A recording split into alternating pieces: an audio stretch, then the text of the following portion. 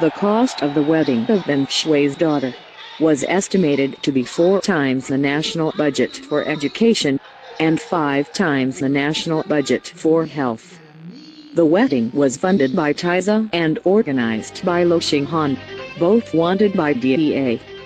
The elite military government will levy tax on commodities, satellite television, phones, rice, petrol, imports, tourism, private hotels and other services. There are border crossing fees, or other type of levying. But there are no established tax for the people. The majority of the tax collection are in goods and services. Farmers will be taxed, for example, on their rice. Literacy rates once under the British was the highest in Asia.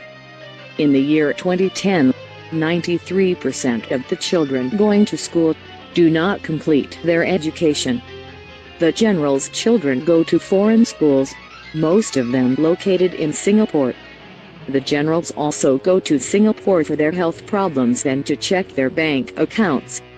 Taisa and Lo Xinghan have offices and companies in Singapore. Lo Xinghan, of the Myanmar Fund, is the owner of a significant percentage through a myriad of holding companies. Lo Xinghan is, as mentioned, wanted by the DEA. In Burma, population distribution is very important. There is in excess of 2 million refugees.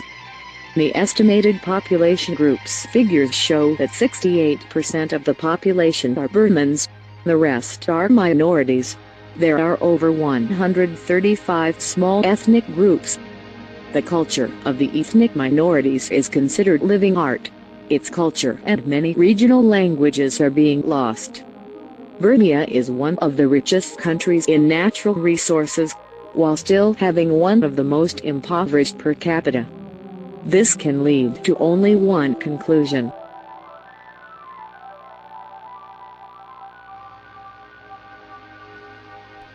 Local activists believe Burma will have a chance for a new, and hopefully fair system of government if the consumer is mobilized.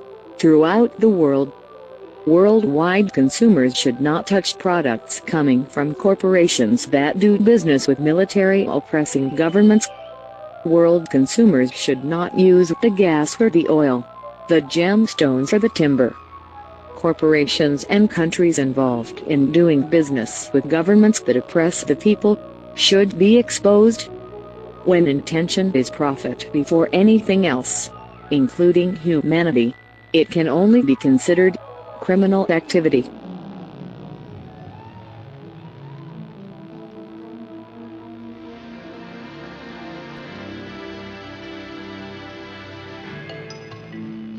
Foreign interest companies that trade with Burma report massive profits. There are requirements to do business in Burma.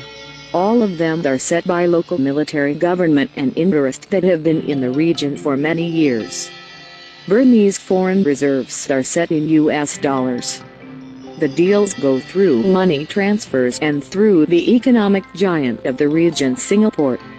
Some well-known trademarks have withdrawn and refused to do business in Burma under these conditions. Burmese government will do business with new companies only if they have a connection with military government families or selected cronies, and they will set several requirements. Workers will be in full control of the local military government. This is non-negotiable policy. The average yearly earning per person in Burma is of $250 US.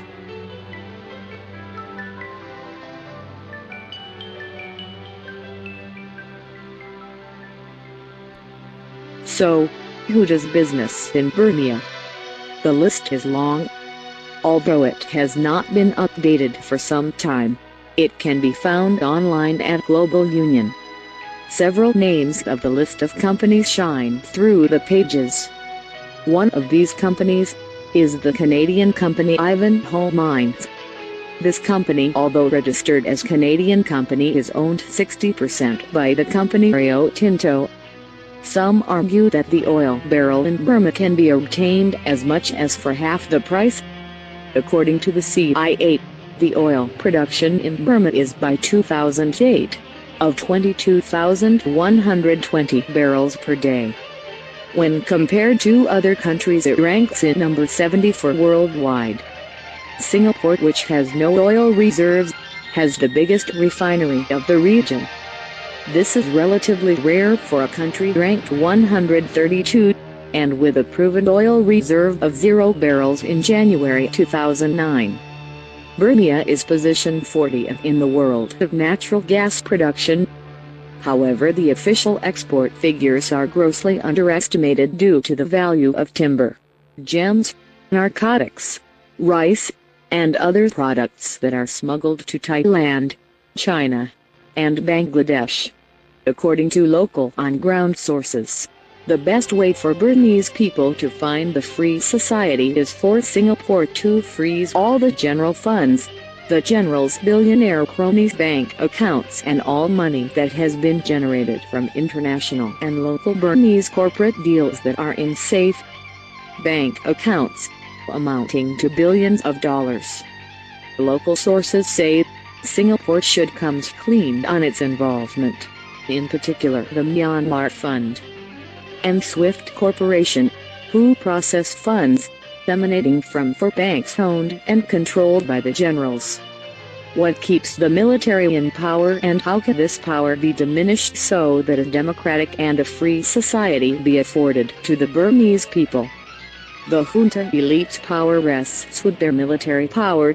With one of the largest military in Asia, they control the economy, which allows them to build up their weapons systems. In effect, they control the populace, pay their soldiers, transfer billions into foreign-numbered bank accounts. They control the junta's foreign corporate partners, the narco and drug trading, via their close associates and the non-sanctioning countries who do business with the Burmese junta.